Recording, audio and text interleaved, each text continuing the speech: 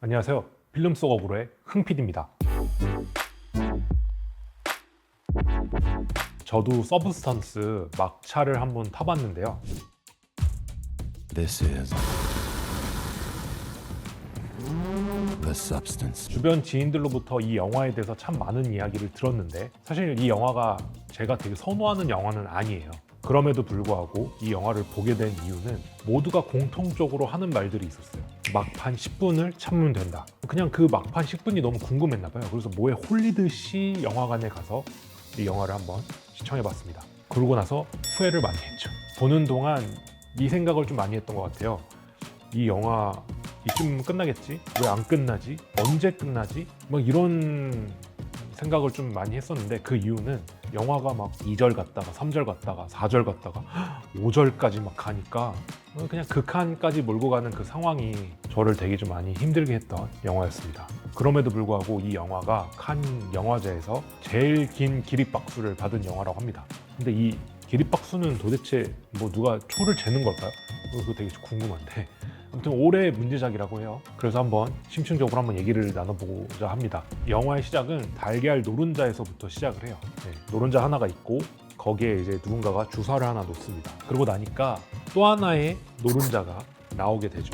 근데 그 노른자는 기존에 있었던 노른자에 비해서 정말 더 싱싱하고 더 맛있어 보이게끔 보여져요. 한 5분도 안 되는 영상인 것 같은데 그 부분이 이 영화의 핵심입니다. 모든 내용들을 그 장면이 다 담고 있다라고 보셔도 될 것 같아요. 그러고 나서 이제 엘리자베스 스파클이 이제 나오기 시작하는데요. 최고의 인기를 누렸던 영화 배우가 시간이 점점 지나면서 잊혀져 가고 그러다가 또 다르게 찾게 된 길이 에어로빅 강사였던 것 같습니다.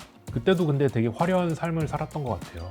계속 인기를 크게 누려왔던 삶이었던 것 같은데 이제 50이 딱 되고 나서 어느 때와 똑같이 쇼를 하고 나서 화장실을 가게 되는데 우연치 않게 공교롭게도 운이 나쁘게도 제작자가 통화하는 내용을 듣게 되죠. 지금 엘리자베스 스파클보다 더 어리고 더 예쁘고 더 뭐 피부가 탱탱한 뭐 이런 여주인공을 찾으라는 명령을 내리는 내용을 듣게 됩니다. 그 내용을 듣고 나서 엘리자베스 스파클이 멘붕이 이제 오는 거죠. 그래서 바로 이제 공연장을 나와서 운전을 하고 이제 집에 가는 길에 전광판 큰 거에 자기 사진이 붙여 있는 거를 그 작업하시는 분들이 와서 떼는 모습을 보다가 교통사고를 당하게 됩니다. 어쨌든 병원 가가지고 진찰을 받고 나서 아마 그런 기분이지 않았을까 싶어요. 초라해진다라는 느낌이지 않았을까 하는데 흐느껴 옵니다. 하루아침에 한순간에 그냥 모든 게 다 무너져 내리는 그 심정. 근데 그때 옆에 있었던 정체 모를 간호사가 No, it's perfect. I wish you the best. 본인이 입고 있던 코트 안쪽 뒤져보니까 USB가 하나 나오게 됩니다. 그걸 이제 집에 가서 트니까 이런 말들이 나오는 거죠. Have you ever dreamt of a better version of yourself? Younger, more beautiful, more perfect. One single injection unlocks your DNA that will release another version of yourself. This is the substance. 처음에는 크게 관심을 갖고 있지 않다가 진짜로 해고 통보를 받고 나서는 뭔가 얘네들을 내가 복수해야겠다는 마음인 것 같아요. 그래서 그 USB를 다시 주워다가 전화를 하고 오라고 하는 장소로 가서 서브스턴스라고 하는 약물을 갖게 되죠. 그래서 그거를 맞고 나니까 엘리자베스 몸에서 더 젊고 어리고 예쁜 엘리자베스가 나오게 되죠. 그게 이제 수예요. 거기서부터 이제 영화는 본격적으로 시작이 됩니다. 서로라기는 좀 그렇지만 본인을 계속 무너뜨리는 모습들을 계속 보여주게 되는데 근데 저는 진짜 궁금한 게 이 영화를 두 눈을 똑바로 뜨고 볼 수 있는 사람이 진짜 몇 명일지 너무 궁금해요. 저는 한 4번, 5번 거의 뭐 눈을 못 뜰 정도로 막 눈 가리고 귀도 가리고 이렇게 좀 봤던 장면들이 꽤 있었습니다. 그럼에도 이 영화를 보면서 궁금한 것들은 계속 좀 발생이 됐는데요. 일단 왜 에어로빅일까? 라는 좀 생각을 했어요. 어려졌잖아요.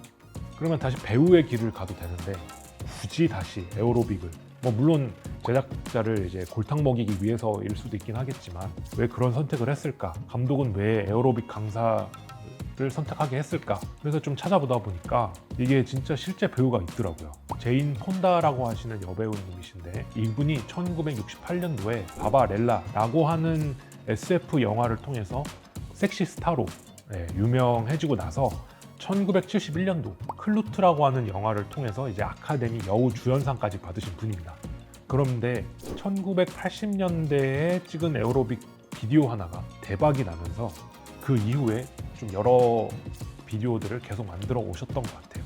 여기서부터 이제 영감을 받아 오신 것 같은데요. 아무튼 실존했다는 사실에 좀 많이 놀랐었어요. 그러고 나서 이제 코랄리 파르자 감독님에 대해서도 좀 이제 조사를 좀 해봤는데 이분이 어쨌든 간에 강렬한 색감, 되게 예쁜 색감을 좀 잘 사용하는 감독님이면서도 극단적이고 막 조여드는 느낌의 기법들을 잘 사용하는 분이라고 하십니다.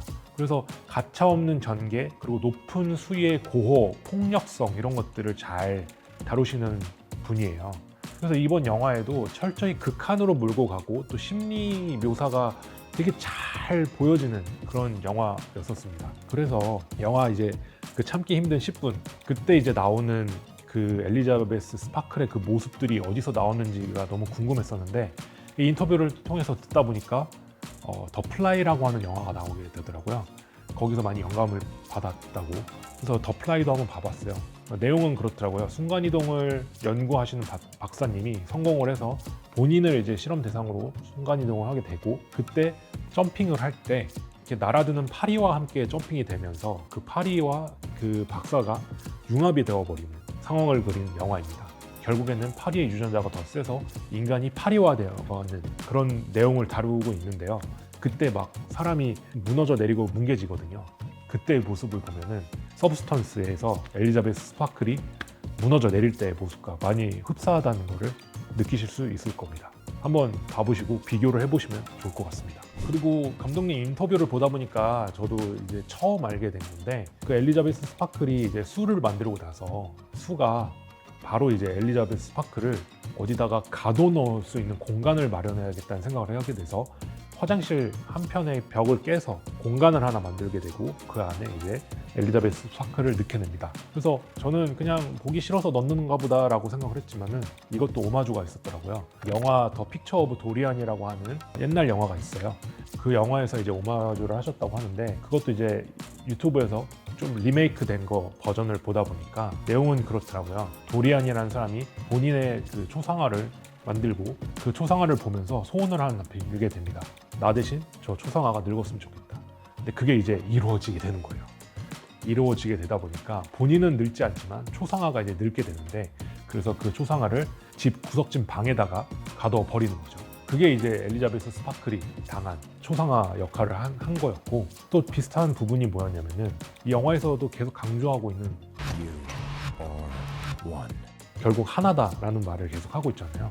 도리안도 마찬가지예요. 결국 초상화랑 나랑은 동일했기 때문에 막판에 도리안이 자신의 그 초상화를 보고 나서 뭔가 막 혐오스럽고 분에 못 이겨가지고 칼로 그 그림을 찢어버리는데 결국엔 자신이 이제 칼에 찔려서 죽는 걸로 이제 마무리가 되거든요.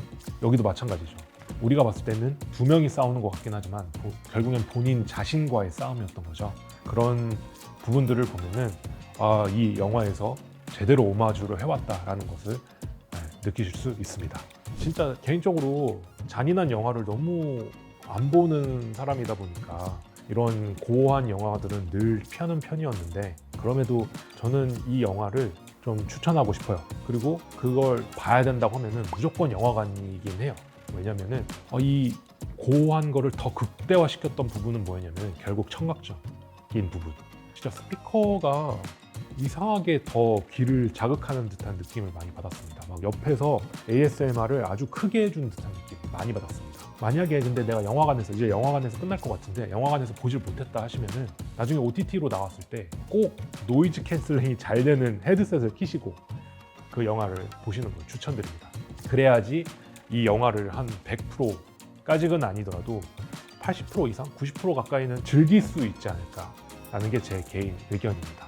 어쨌든 영화가 외모 지상주의라든지 노화를 거부하는 현대 사회를 비판한다는 거는 저는 분명히 알겠어요. 여기저기 글을 봐도 나오고 있고 유튜브를 보더라도 그런 부분들은 계속 말씀을 주고 있으니까요. 근데 저 개인적으로는 과한 욕심과 탐욕을 갖지 말라는 뜻을 많이 보여주는 듯한 느낌을 많이 받았습니다. 그 슬기로운 깜방 생활을 보다 보면은 거기에 나오는 캐릭터 중에 해롱이가 마약을 해서 이제 감옥을 들어갔지만 어느 순간 노력을 해서 끊죠. 근데 막판에 출소를 하고 나서 바로 또 마약에 손을 대는 듯한 느낌으로 영화가 끝나게 되는데요. 본인이 가지고 있는 그런 욕심들도 제 개인적인 생각에는 이런 중독적인 부분들이 분명히 있다라고 생각을 합니다. 그래서 이 영화도 그 부분을 끊지 못하는 부분들을 많이 보여줘요. 그래서 뭔가 끊을 수 없는 욕심이다, 끊을 수 없는 탐욕이다 하면은 부리지 말라고 하는 메시지를 저는 좀 받았던 것 같습니다. 딱 한 번의 그 어긋난 욕망이 한 사람을 이렇게까지 무너뜨릴 수 있다라는 거를 이 영화는 감독이 그냥 5절까지 만들면서 그냥 보여주고 있어요. 그래서 너무 과한 욕망을 부리지 않는 선에서 살아야겠다라는 생각을 좀 한번 해봤습니다. 지금까지 영상 봐주셔서 너무 감사하고요. 다음에도 영화관에서 어떤 영화를 볼지 모르겠지만 또 재미난 영화를 보고 나서 리뷰를 한번 해보도록 하겠습니다. 영상이 재밌었다면 구독과 좋아요 부탁드릴게요.